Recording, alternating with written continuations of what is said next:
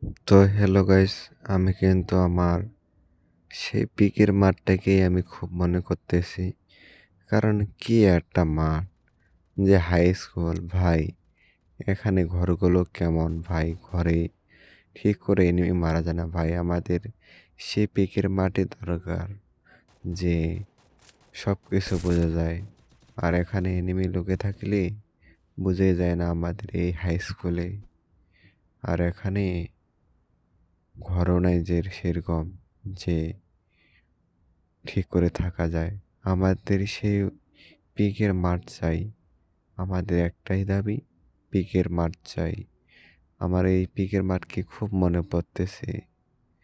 তো তোমাদের কাদের কাদের এই পিকের মাঠ চাই, তো কমেন্টে বলবা।